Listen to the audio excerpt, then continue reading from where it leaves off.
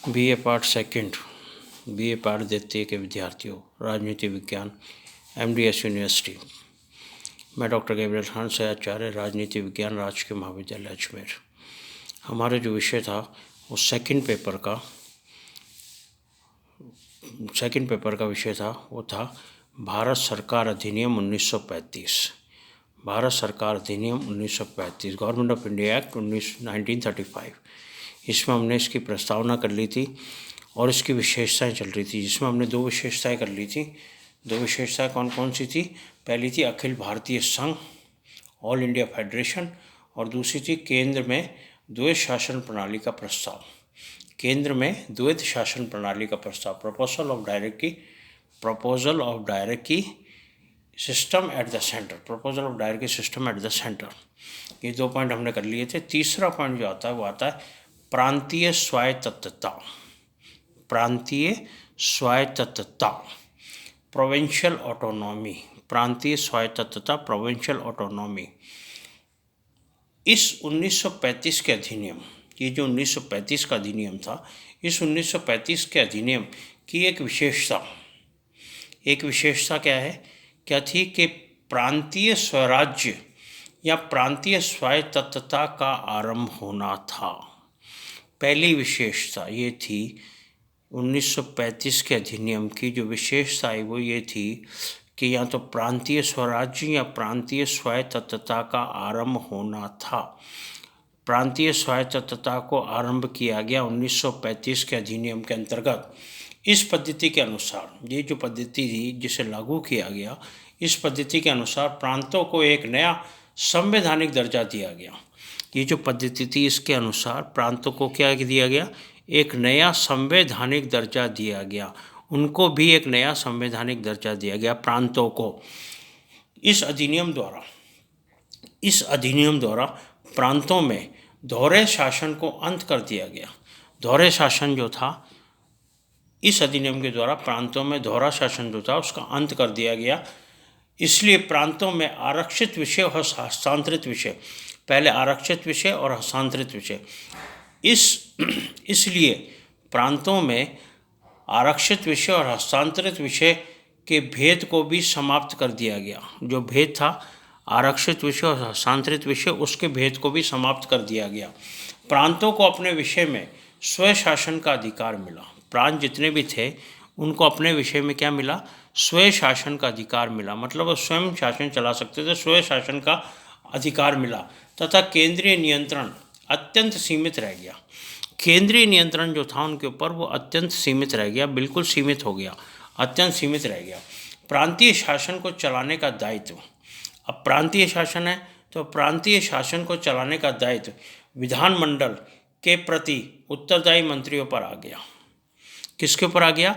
विधानमंडल के प्रति उत्तरदायी मंत्रियों पर आ गया। विधानमंडल के प्रति उत्तरदायी जो मंत्री थे उन पर आ गया। इस प्रकार प्रांतीय शासन की बागडोर भारतीय मंत्रियों के हाथों में आ गई। अब प्रांतीय शासन जो था उसकी बागडोर किसके हाथों में आ गई? भारतीय मंत्रियों के हाथों में आ गई। भारतीय मंत्रियों को दे दिया गया, भारतीय मंत्रियों के हाथों में आ गई। प्रांतों में शासन जनता के प्रति पूर्ण रूप से उत्तरदायी हो गया। अब प्रांतों में जो शासन था वो जनता के प्रति पूर्ण रूप से उत्तरदायी हो गया, पूर्ण रूप से उत्तरदायी हो गया। मंत्रियों के कार्यों में गवर्नर कम हस्तक्षेप करते थे। जो मंत्रियों के जितने भी कार्य थे, मंत्री जो कार्य करते थे उसमें गवर्नर क्या करते थे? कम से कम हस्तक्षेप करते थे।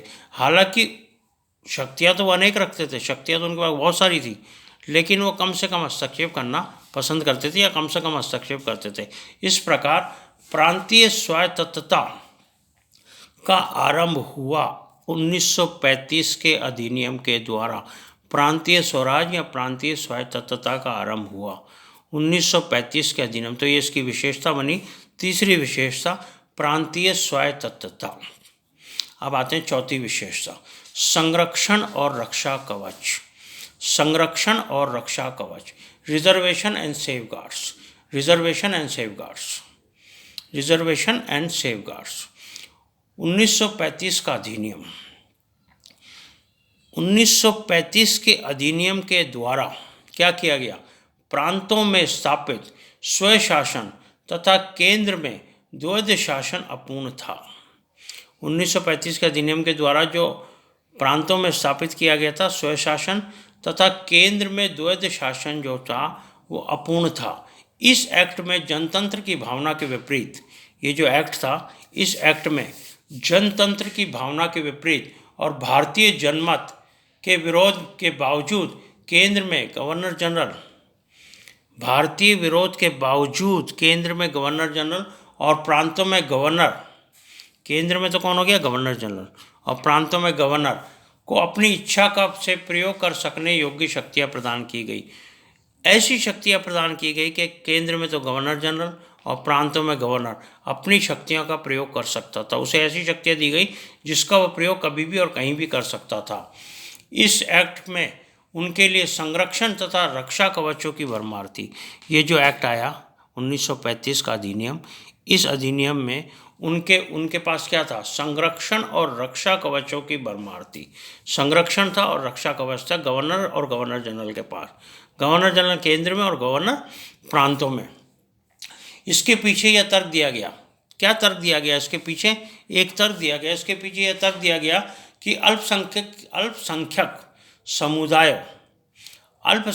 जो समुदाय थे, अल्पसंख्यक समुदायों के हितों के लिए ऐसी व्यवस्था की आवश्यकता है। अल्पसंख्यक जो समुदाय है उसके हितों को संरक्षित करने के लिए ऐसी व्यवस्था की आवश्यकता, ऐसी व्यवस्था लानी पड़ेगी, ऐसी व्यवस्था की आवश्यकता है। परंतु ये मात्र एक बहाना था। ये क्या था, केवल एक बहाना था। केंद्र में गवर्नर जनरल और प्रांतों में गवर्नर के पास भरमार शक्तियाँ दी गई थी, संरक्षण और रक्षा कवच दिए गए थे, उन्हें अनेक प्रकार की शक्तियाँ दी गई थी। ये एक बहाना था और ब्रिटिश सरकार भारतीयों के हाथ में वास्तविक सत्ता नहीं देना चाहती थी। ब्रिटिश सरकार जो थी भारतीयों के हाथों में वास्तविक सत्ता जो थी वो नहीं देना चाहती थी। वास्तविक सत्ता किसी भी प्रकार से ब्रिटिश सरकार भारतीयों के हाथों में नहीं देना चाहती थी। यह रक्षा कवच भारत में ब्रिटिश साम्राज्य के हितों के लिए बनाया गया था। ये जो रक्षा कवच बनाया गया ये भारत में ब्रिटिश साम्राज्य के हितों के लिए बनाया गया था। रक्षा कवच केवल और केवल ब्रिटिश साम्राज्य के हितों के लिए बनाया गया था। केंद्र में गवर्नर जनरल, केंद्र में जो गवर्नर जनरल थे, केंद्र में गवर्नर जनरल सुरक्षा, वैदेशिक मामले और जनजातीय मामलों जैसे महत्वपूर्ण विभाग अपने पास ही रखते थे। केंद्र में जो गवर्नर जनरल थे वो क्या करते थे, वो जो महत्वपूर्ण विभाग थे, जैसे महत्वपूर्ण विभाग कौन कौन से, जैसे सुरक्षा, वैदेशिक मामले तथा जनजातीय मामले के विभाग अपने पास ही रखते थे। इसके अतिरिक्त वह मंत्रियों से संबंधित विषयों में भी हस्तक्षेप कर सकते थे। इसके अतिरिक्त जो मंत्रियों के पास विषय थे उसमें भी वो हस्तक्षेप कर सकते थे। तो हर प्रकार से गवर्नर जनरल केंद्र में और गवर्नर को प्रांत में एक रक्षा कवच और संरक्षण प्रदान किया गया। उनके शक्तियों को किसी प्रकार से कम नहीं किया गया, बल्कि उन्हें जो प्रमुख विभाग थे वो दिए गए। प्रमुख विभाग जैसे सुरक्षा, जनजातीय मामले तथा वैदेशिक मामले, ये सब दिए गए। और वो मंत्रियों के पास जो संबंधित विषय थे उनमें भी हस्तक्षेप कर सकते थे। उन्हें इतना पावर दिया गया, उन्हें इतने शक्तियाँ दी गई कि उनमें भी हस्तक्षेप कर सकते थे। तो 1935 के अधिनियम की एक विशेषता ये बनी कि ब्रिटिश साम्राज्य यहाँ गवर्नर जनरल और गवर्नर को संरक्षण और रक्षा कवच प्रदान किया गया ब्रिटिश साम्राज्य के द्वारा। इन दोनों को संरक्षण और रक्षा कवच प्रदान किया गया। नेक्स्ट आता है केंद्रीय विधानमंडल का संगठन। केंद्रीय विधानमंडल का संगठन, organisation of central legislature, organisation of central legislature, ये क्या था। 1935 के अधिनियम में केंद्र के लिए द्विसदनात्मक विधानमंडल की व्यवस्था की गई। 1935 के अधिनियम में केंद्र के लिए द्विसदनात्मक व्यवस्था की गई, द्विसदनात्मक विधानमंडल की व्यवस्था की गई। द्विसदनात्मक विधानमंडल रहेगा। उस सदन का नाम, जो उच्च सदन था, द्विसदनात्मक था तो उच्च सदन और निम्न सदन। जो उच्च सदन था, उच्च सदन का नाम संघीय राज्य परिषद, उच्च सदन का नाम क्या रखा गया, संघीय राज्य परिषद, federal council of state, federal council of state रखा गया। तथा इसमें ब्रिटिश इंडिया जो था उसके 156, ब्रिटिश इंडिया के 156 और देशी रियासतों के 104 सदस्य शासकों द्वारा नाम निर्देशित प्रतिनिधि इस प्रकार कुल 260 सदस्यों की व्यवस्था की गई। 260 सदस्यों की व्यवस्था की गई। कितने थे? 156। 156 कौन से थे? ब्रिटिश इंडिया के, जिसमें से 150 तो निर्वाचित होते थे और 6 गवर्नर जनरल द्वारा मनोनीत होते थे। 150 तो निर्वाचित होते थे और 6 गवर्नर जनरल द्वारा मनोनीत होते थे। और देशी रियासतों के 104 सदस्य, देशी रियासतों में से 104 सदस्य शासकों द्वारा नाम निर्देशित प्रतिनिधि, शासकों द्वारा, कौन? देशी रियासत के जो शासक थे उनके द्वारा निर्देशित नाम प्रतिनिधि, ऐसे नाम जो जिन्हें प्रतिनिधि के रूप में प्रस्तुत किया गया। इस प्रकार कुल 260 सदस्यों की व्यवस्था की गई थी। कुल कितने थे? कुल 260 सदस्यों की व्यवस्था की गई थी। किसमें? उच्च सदन में, जिसका नाम संघीय राज्य परिषद, फेडरल काउंसिल ऑफ स्टेट रखा गया था। संघीय राज्य परिषद, फेडरल काउंसिल ऑफ स्टेट रखा गया। इसकी संख्या कितनी रखी गई? 260, 260 रखी गई। राज्य परिषद एक स्थायी संस्था बनाई थी। राज्य परिषद को एक स्थायी संस्था बनाया था। इसमें सदस्य 9 वर्ष के लिए चुने जाते थे। इसमें सदस्य 9 वर्ष के लिए चुने जाते थे, परंतु 1/3 सदस्य प्रत्येक 3 वर्ष बाद चुने जाते थे। सदस्य तो 9 वर्ष के लिए चुने जाते थे, परंतु 1/3 सदस्य प्रत्येक 3 वर्ष के बाद पुनः चुने जाते थे। हर 3 साल के बाद पुनः चुना जाता था, उनको चुने जाते थे। निम्न सदन, फेडरल असेंबली, निम्न सदन जो था वो फेडरल असेंबली मतलब संघीय विधानसभा। फेडरल असेंबली संघीय विधानसभा था। उसमें 375 सदस्यों की व्यवस्था थी।